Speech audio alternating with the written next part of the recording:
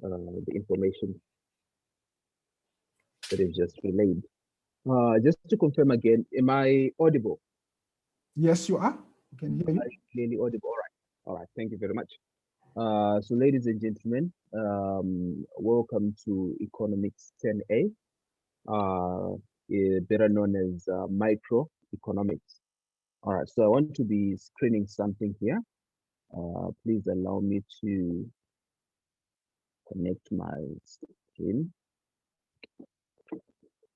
So that is, I will be talking, you will be seeing what I'm talking about. All right.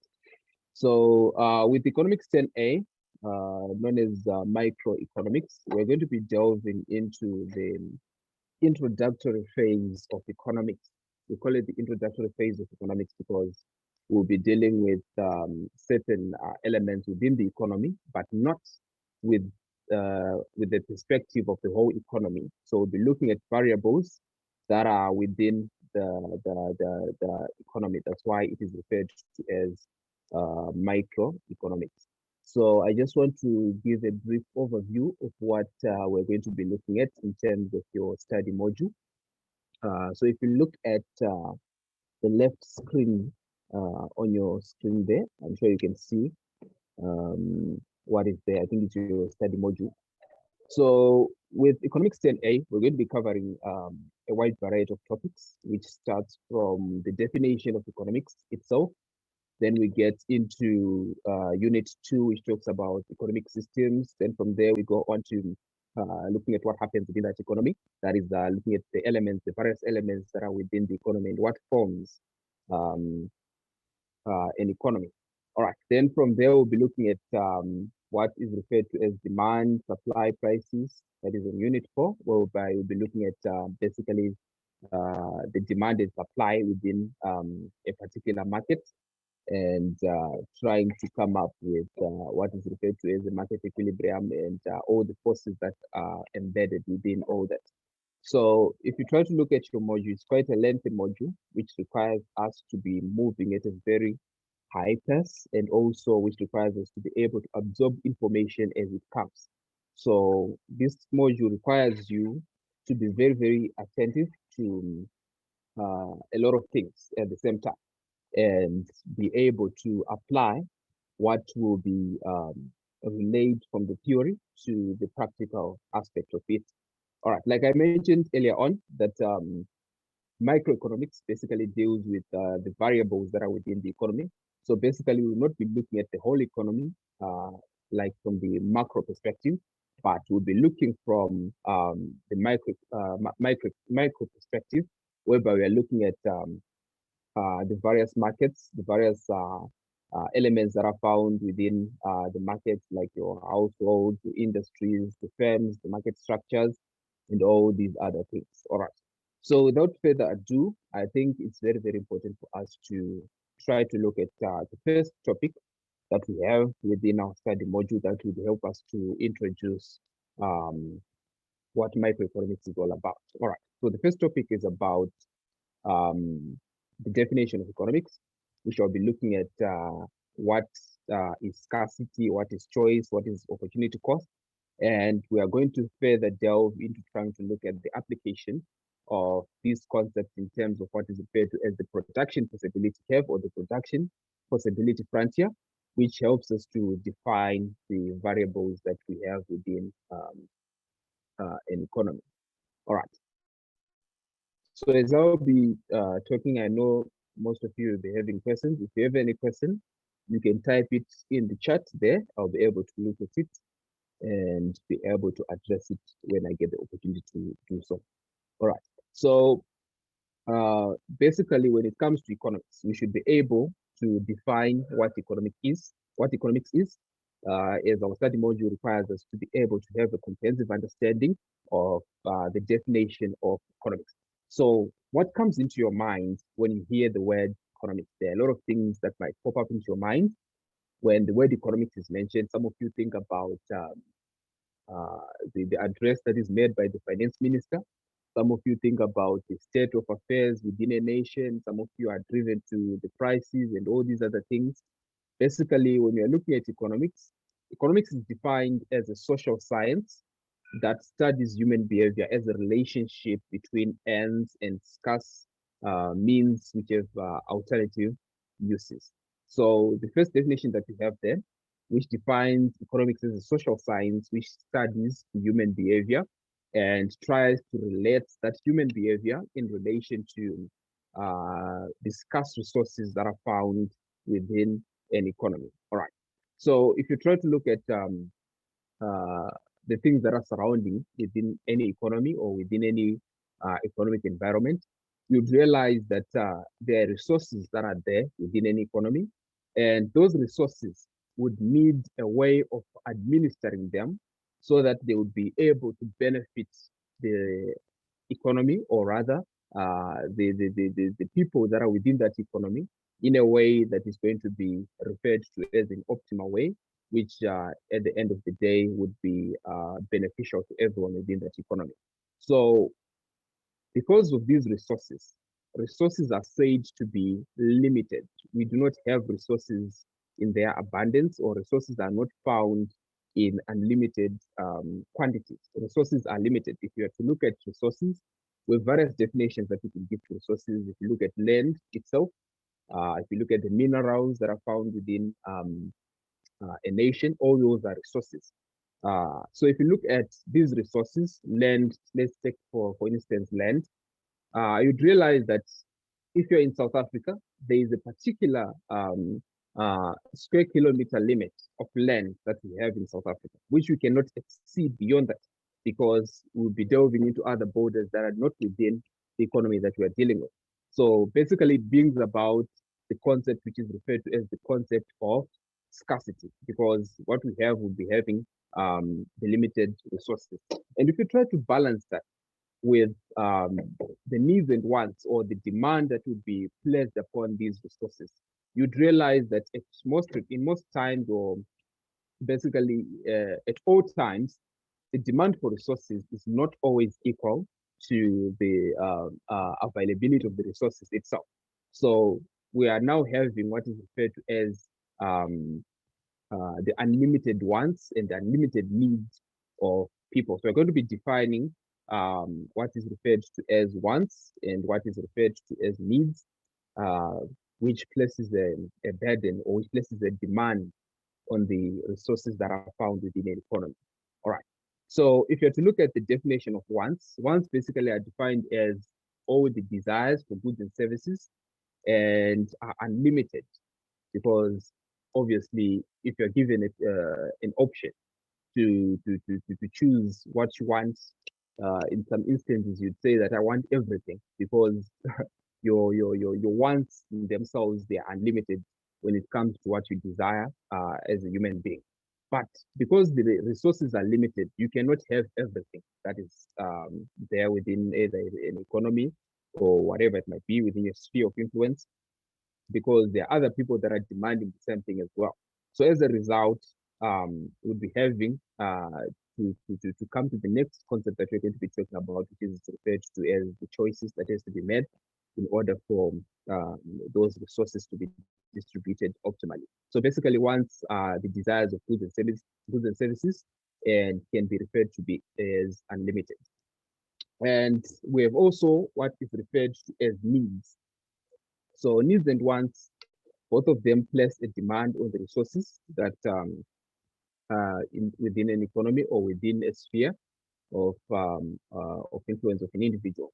So needs are defined as necessities or essentials for survival. And if you look at your needs, these are the things that you cannot live without.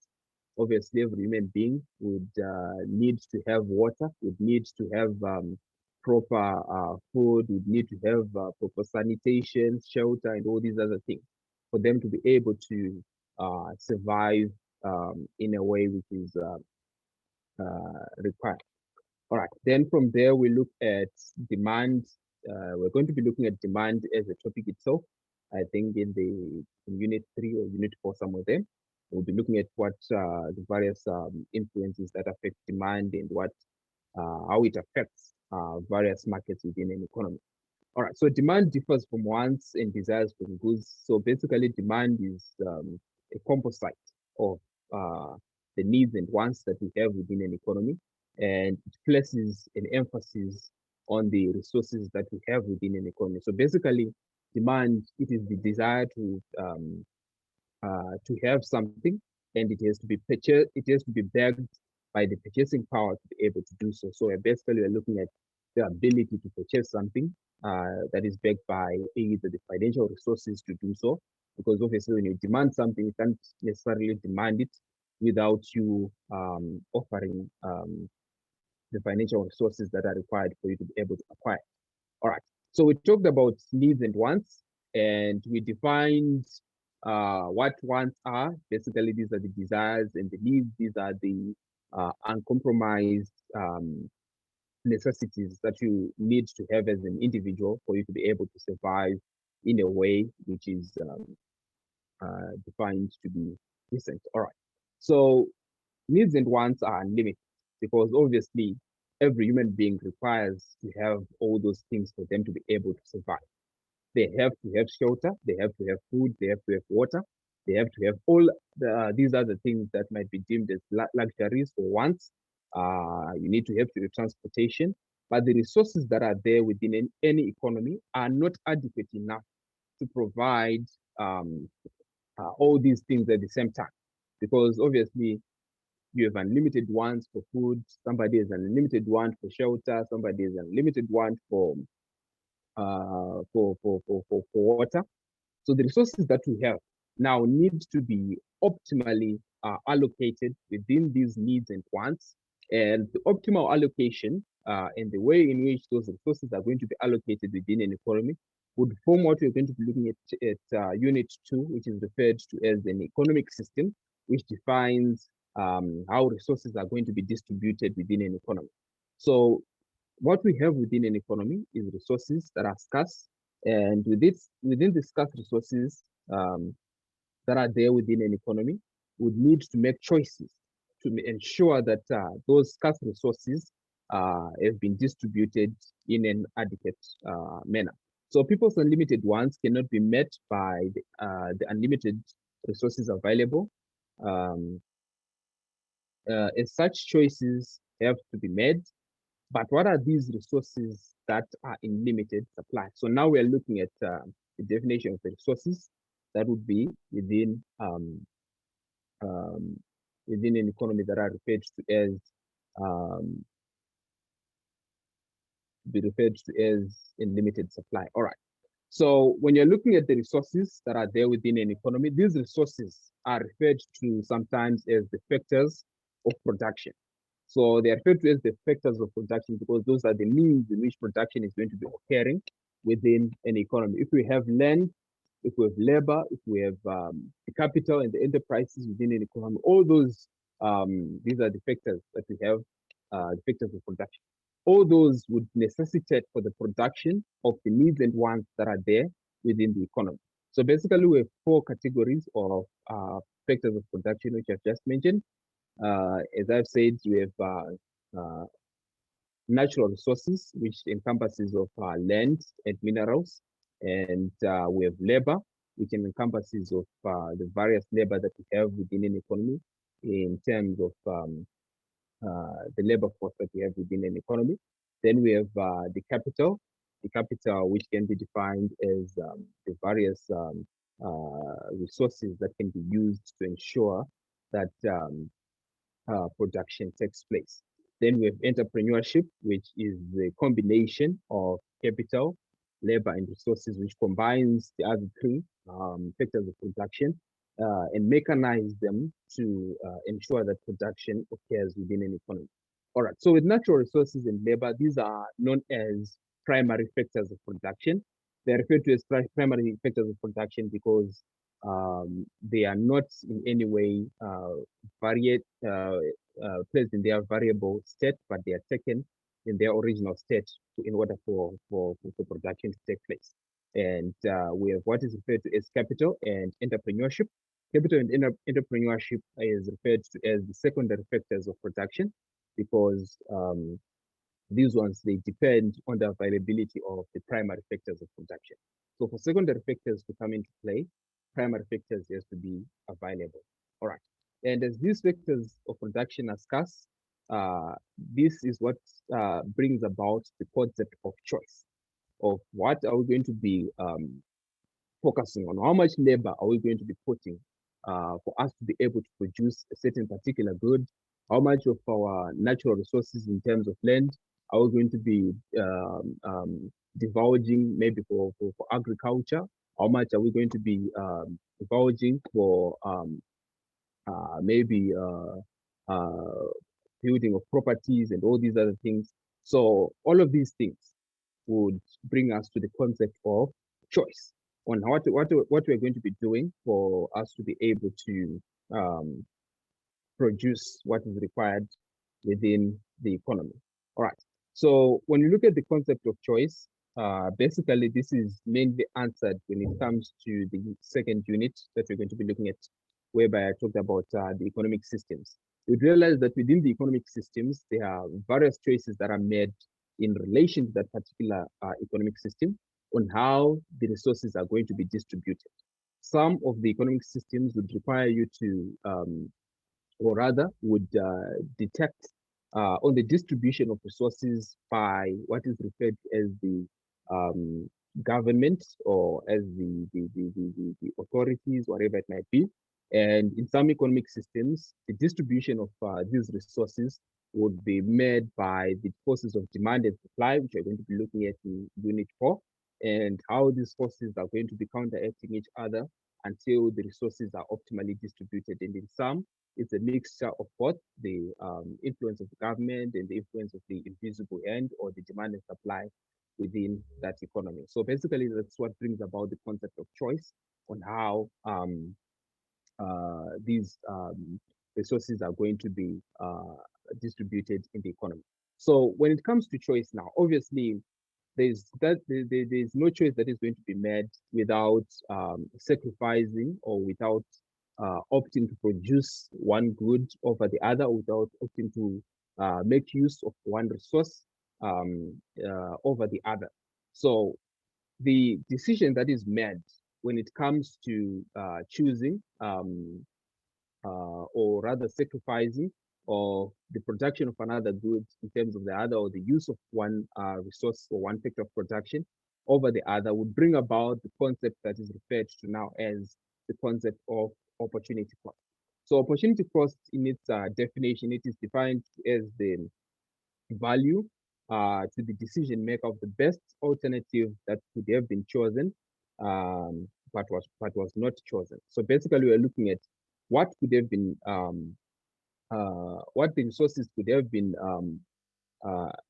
used for, which has not been made to use. For example, if you have to look at, let me just give an example of the effect of production of land. You can choose what you're going to be using your land for within an economy.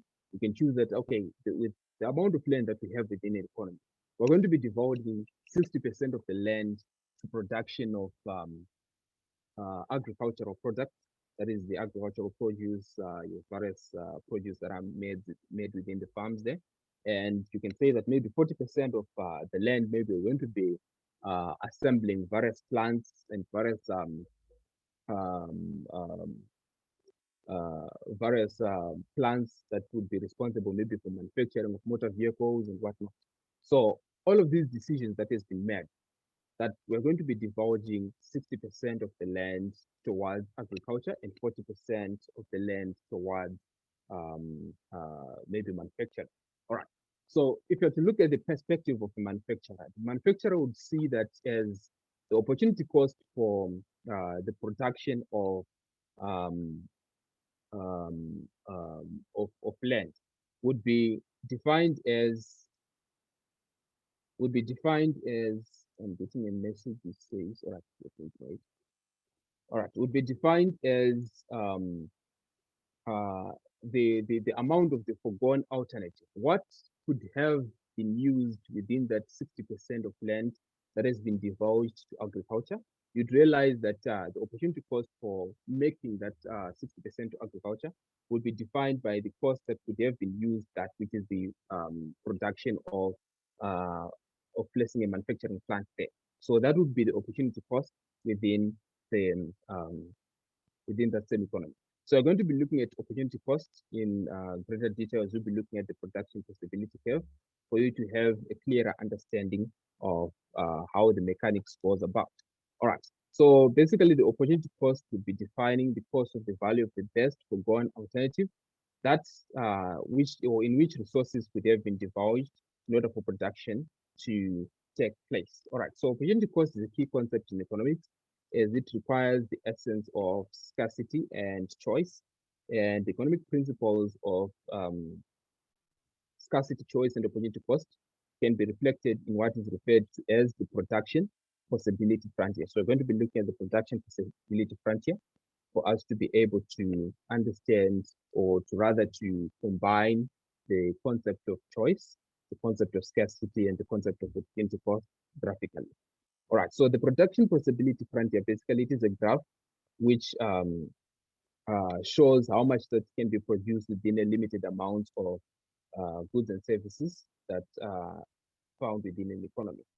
All right, so if you are to look at the diagram that is on your screen, that is a production possibility frontier for an economy which we can assume produces only two products, that is potatoes and fish. So assuming that all the resources that are there within the economy are either going to be producing potatoes or are either going to be producing fish. That is the production possibility frontier that we're going to be having. And it shows us the various combinations that can be made or that can be produced in terms of fish production or in terms of potato production within an economy, given the resources that are there within that economy. All right. So if you were to look at the y-axis or the vertical axis, you would see that we have potatoes and their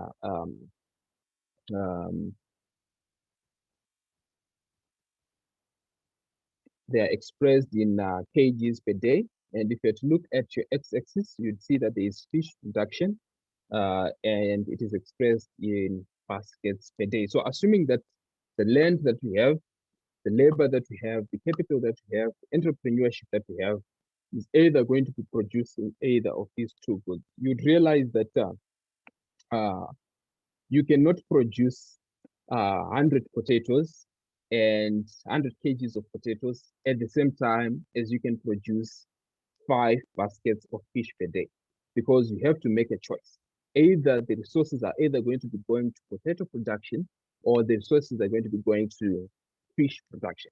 So that graph there, it shows you the concept of choice as well as the concept of opportunity cost. And we're going to be talking about the concept of scarcity that is found within that graph there. All right, so let me start with the concept of scarcity that is expressed with that production possibility front. All right, so basically we say that scarcity, it refers to the limited resources that we have on the backdrop of unlimited wants, unlimited needs and wants.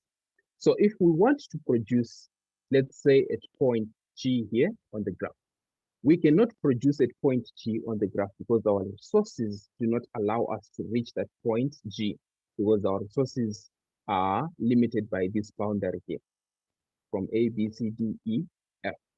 So it means that point G here is reflecting the concept of scarcity, because we are not able to attain that level of production because our resources are scarce. All right. So this point G here would be reflecting our unattainable level of production that is brought about by the scarcity of resources. And when we come to the available resources now, we are now looking at how we're going to be distributing those resources in order for us to be producing what is required within the economy. So we're now looking at what is within the production possibility frontier, and trying to look at the choices that are made within the economy. So you could realize that there are limited choices that an economy can make when it comes to the various combinations that they can ascribe themselves to. It's either they're going to be producing at point A here, whereby they are producing 100 kgs of potatoes per day. And when they choose this point here, it means that we're going to be having zero production of fish because our resources do not allow us to produce 100 kgs of fish as well as another portion of fish. It means that all our resources are devoted to potato production. And the same applies here at point F. If you're going to be producing at point F here, it means that we're going to be having fish production, taking all of the resources that are there within the economy. It's taking all the land, it's taking all the labor, taking all the capital, it's taking all the entrepreneurship that is there within the economy, which results in us producing 5 baskets of fish per day and 0 kgs of potatoes per day. So that is where this the concept of choice has to come into play now. You're now looking at your economy and deciding what is it that is essential? How much can you produce in terms of potatoes? How much can you produce in terms of fish, given the amount of resources that we have, which is going to result in ensuring that at least we are optimally satisfying the various wants and needs that are there within that economy. All right. So at times you'd realize that economic policymakers might decide to produce hundreds at point B here, whereby we have 95 kgs of potatoes and maybe 1 basket of fish. It means that they've assessed their economic state, and they've seen that this is what is going to be happening. So you can draw this down to an individual level, even in your own life. You can see that with the amount of money that I have, I can only consume 95 kgs of potatoes and 1 kgs or 1 basket of fish, maybe per month or whatever it may be. You're now making your budget. So this production possibility here would be representing your budget that you have within your household or whatever it might be. And you'll be making choices with the budget that you have. How much am I going to be consuming? How much am I going to be devoting towards my food? How much am I going to be devoting towards my school fees? How much am I going to be devoting towards the various needs that you have within the economy, within your own personal economy or within your own household? So that is the concept that is being expressed here, and I'm bringing it to a personal level so that it doesn't become too much distant from the lives that we're living. All right. So these points here would reflect the choices that would have been made by the various individual or the various economy or the various policymakers, whatever it might be. So as a policymaker of your own house, you can choose that I want to consume 70 baskets of 70 kgs of potatoes and 3 baskets of fish, or you can choose that I want to consume only potatoes. It's up to you. These are choices that you have at your disposal. All right. So as we'll be making those choices, you'd realize that the more we want to consume or to produce potatoes, the less that we're going to be having in terms of the production of fish, and vice versa. The more we want to produce fish or to produce to consume fish, the lesser that we're going to be having when it comes to the production of potatoes or to the consumption of potatoes. So that brings about the concept that we are talking about, the concept of opportunity cost. You'd realize that for us to have 95, or rather, let me start at point A here. For us to have a production of hundreds kgs of potatoes per day, how much of fish have we given up for us to produce 100 kgs of potatoes? So you now look at your axis here, at the amount of fish that you're not consuming. You see that we are not consuming 5 baskets of fish, or rather we are not producing 5 baskets of fish in order for us to have 100 kgs of potatoes. So the 5 baskets of fish is the opportunity cost of producing potatoes. Okay, so the same applies if we come to point F here, where we are producing 5 baskets of fish, or rather consuming 5 baskets of fish. How much of potatoes are we giving up for us to be able to produce at this level here? You'd realize that we are giving up 100 kgs of potatoes for us to be having 5 baskets of fish. So the 100 kgs of potatoes represents the value of the foregone alternative, which is the opportunity cost of producing fish at point F. So the same applies when choices are being made, either producing at point B or point C or point D or point E. You are giving up something for you to be able to consume more of something.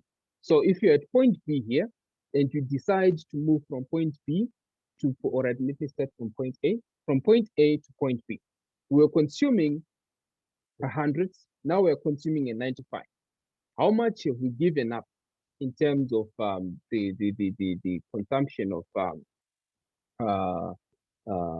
potatoes, or in terms of the consumption of fish, for us to gain this one basket of fish? How much have we given up in terms of the potatoes? You realize that the difference between these two, which is 100 minus 95, which is 5 kgs of potatoes, is the foregone alternative. So that will be your opportunity cost.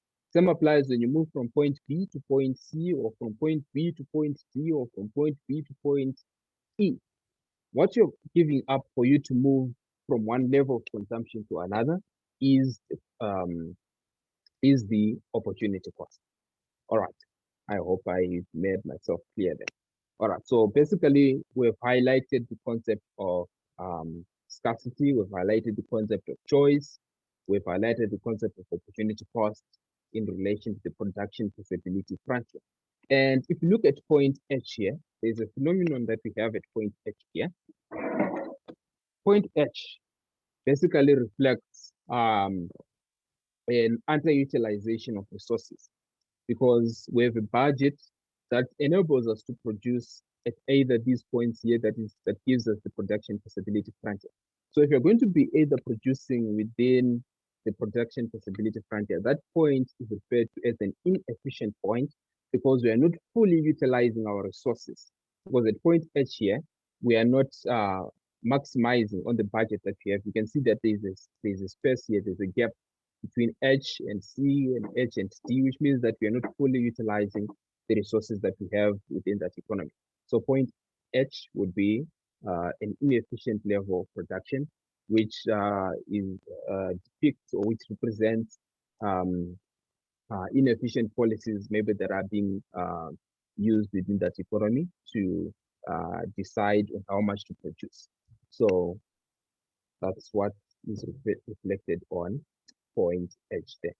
All right, so basically we have talked about the concept of scarcity. We've defined what scarcity is, what opportunity cost is, what choices are. And these notes are basically explaining what I was explaining earlier on. So I don't know if you have any questions. For now, I think we have exhausted the first unit of your study guide. I wanted us to look at the first question from your assignment as well, and try to come up with some solutions, and see if we can apply one or two things that we've learned here, or if not, we'll be learning new things as well. If you have any questions, you can type them on the chat there, as we move on to the first question of your assignment. All right. What does the tutor package cost? What all does it include? All right. So Lindsay, okay. So James is going to clarify that as soon as I finish on the first question of your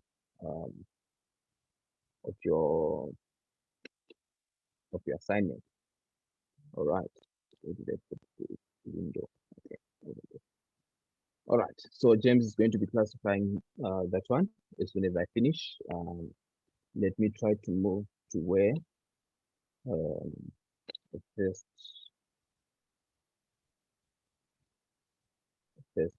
assignment is. Assignment 1, which is due on. Okay, I looked at the wrong assignment. All right. Anyway,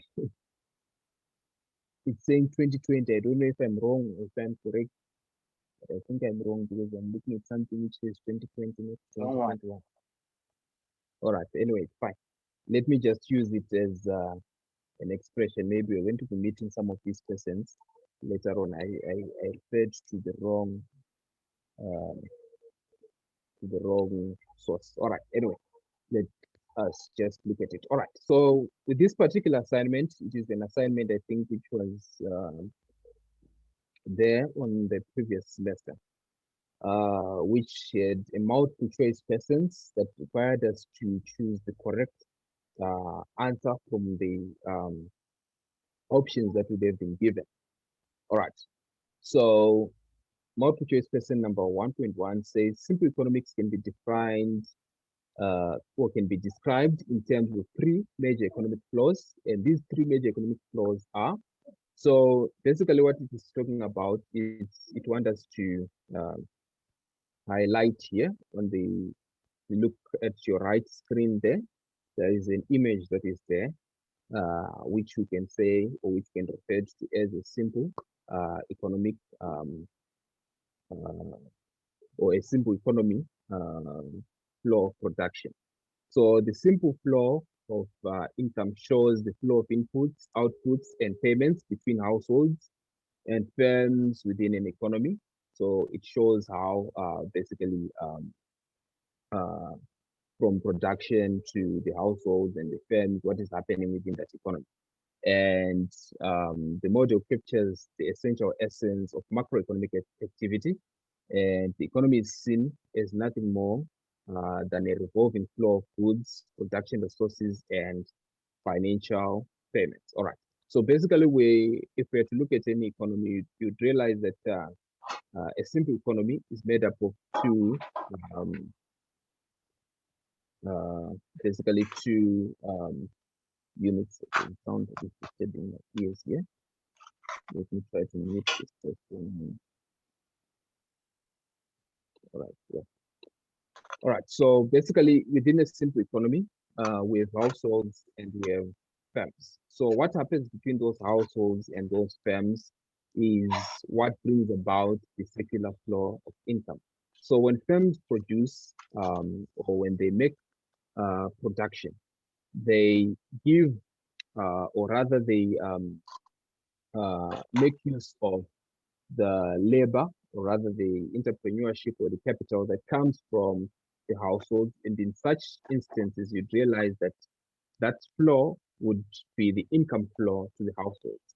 And when the households receive those salaries, wages, or whatever it might be, the interest payments from their capital, incentives that they have made within that economy, spend that households in the consumption of the goods and services that would have been produced within that same economy. So basically, that's why we have production moving from income, moving to spending, and suppose again. So if you have to look at the solutions that we have there, you need to have a solution that is production, you need to have a solution that is income, and you need to have a solution that is spending. And I think it's solution D 1.1 there. Then 1.2 states that the term ceteris paribus means the term ceteris paribus means, so basically the term ceteris paribus, it is a term that is derived from a Latin phrase, which can be translated to English, which says that all things being equal. And it also means that it's an assumption that is made within economics. Want to explain a particular phenomenon within an economy, we make this assumption, or rather we make use of this assumption in order for us to clearly explain what we want to explain within that economy. So basically, ceteris paribus, you're going to be meeting this term more often than not, or rather if you're familiar with economics, you know that you're going to be meeting this term many times. All right. So I think it matches with 1.2, it matches with C, which says all other things being equal. Then 1.3 says that if two variables are positively related, this means that if two variables are positively related, this means that. So if you are looking at the relation of variables, we have what is referred to as a positive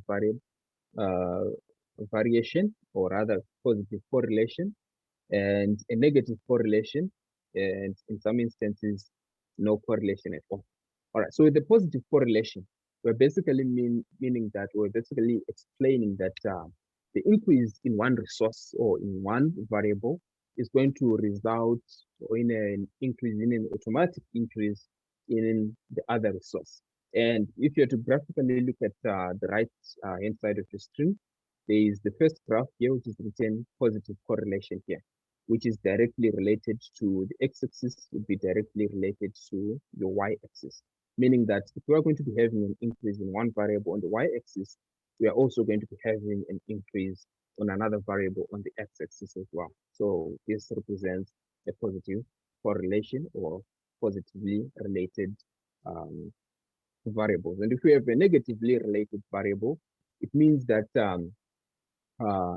these variables do not move hand in hand. If you're going to be having an increase in one variable, where it's going to result in a decrease in another variable. So the graph would be reflected as the middle one here, which is not related to the y-axis, or rather, which is slanting from left to right in terms of the relation to the y-axis and the x-axis. And we have also the graph here, which reflects the no correlation at all, whereby when we have variables that are not related at all, usually it is reflected by the flat line, which is parallel to the x-axis, and it has no effect on the y-axis. It basically represents that there's no relation whatsoever between the two variables. So these relations, you're going to be meeting them more often than not as well.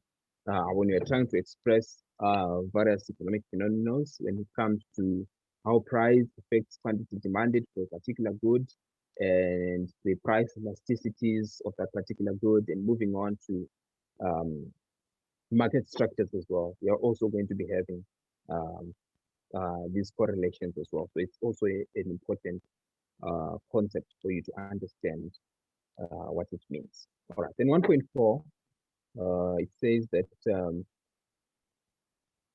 use the information on the diagram to answer below, and it wants us to see what is being indicated by the shaded area, C, C1, NPE1, P1. All right. So the graph that you have here, on the y-axis, we have units revenue and cost, and on the x-axis, we have quantity. And if you have to look at that graph here, we're going to be looking at it in greater detail when we'll be doing what is referred to as market structures. The one here, I'm just going to be telling you, it represents what is referred to as a perfectly competitive market structure. So within a perfectly competitive market structure, we have different kinds of market structures. We have a perfect competitive market structure, we have a monopoly, with monopolistic competition, we have an oligopoly. All those have different graphs that depict what is happening within that market structure. So we're going to be looking at what a perfectly competitive market structure is, what a monopoly is, what an oligopoly is, and what a monopolistic competition is. All right. So within a perfectly competitive market structure, it is a market structure basically which is defined as perfect by the name itself suggests. In that, it means that it has a perfect competition in it. That means that the number of firms that are operating within that industry and the number of buyers, they are numerous enough to be able to create enough competition for each firm within that industry. So basically, we'll be having what is referred to as the demand curves. We have not reached that level yet. We're going to be talking about it. Then we have the marginal cost curve and the average cost curve. So the average cost curve here would be representing the cost that is being faced by the firm, and this marginal revenue curve, which is also the demand curve, would be representing the revenue that is being received by that same firm within that industry. So you can see that the costs here in this instance are higher than the revenue, which indicates an abnormal loss within, or an economic loss within a perfectly competitive market structure. So we're going to be looking at it later on. Then we'll move on to 1.5. 1.5 says the table below depicts individual demand schedules of 3 consumers for markets for mobile data. Use this table to answer the following question. So we have a table that we're presented with. Then the question says, for price 15 Rand, the total units of data demanded in the market is, okay. So basically this one is talking about demand within an economy. So, or within a market. So demand within a market basically is made up of the summation of all the individual demands that the individuals within that economy have. All right. So behaving various individuals within the economy. In this instance, it's an assumption that there are only three individuals within this economy. We have Bonnie, we have Helen, we have Tom. So the summation of their demands would give us the total demand. So basically, it's simply a summation of these demands here. It's the respective prices, which gives us the total market demand per week of that market. So at price 10 Rand, if you have to add 7 plus 5 plus 5, you get 17. So which means that price 15 Rand, if you have to add 5 plus 3 plus 4, you would get the total demand for that market, which is 5 plus 7, 12. 12. So A, the total demand would be 12. All right. I think for today, we can call it a day. I don't know if you have any questions apart from the one that has already been asked. If you have any questions.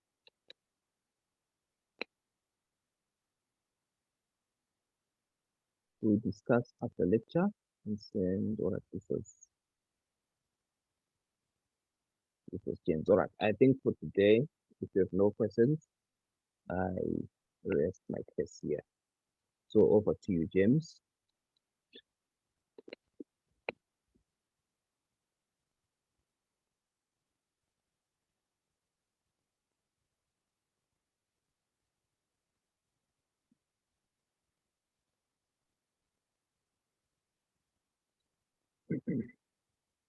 James?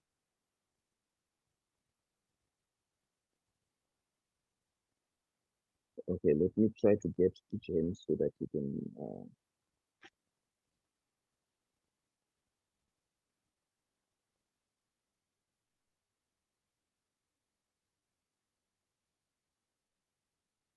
you can give the closing remarks in terms of further information from here, what we can, and if you have any questions, you can, if you have any questions.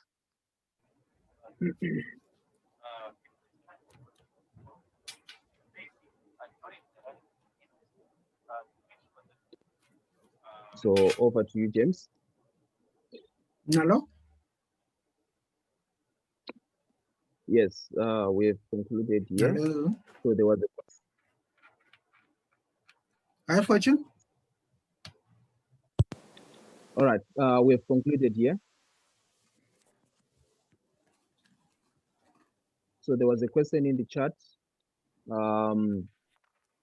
was a question in the chat which wanted your attention. Okay. Okay. Are you guys done? Yes, we are done. Ah, wonderful. Wonderful. Okay. Thank you guys for attending the lecture. Again, my name is James from Varsity Unlimited Tutors. Now, in terms of the lectures that we do with you guys, the lectures will cover the lessons, i.e. for the whole study module from beginning to the end.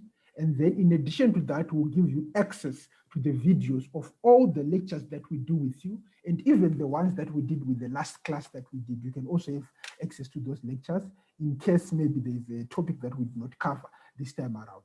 Then also, we'll go through the assignment with you guys. All the questions in the assignment, we'll cover them in the lecture so that you can have a very good mark for your assignment.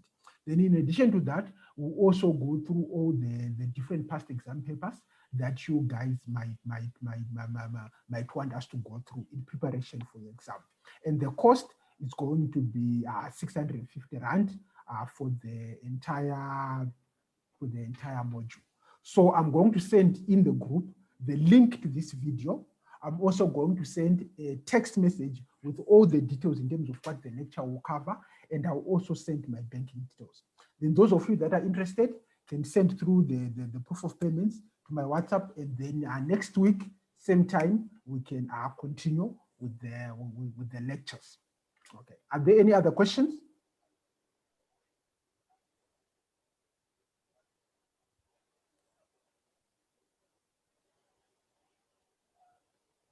Any other questions? Okay, I trust everyone is happy. Thank you guys for joining in. I'll send the video in the group for everyone to have access to it. Good night.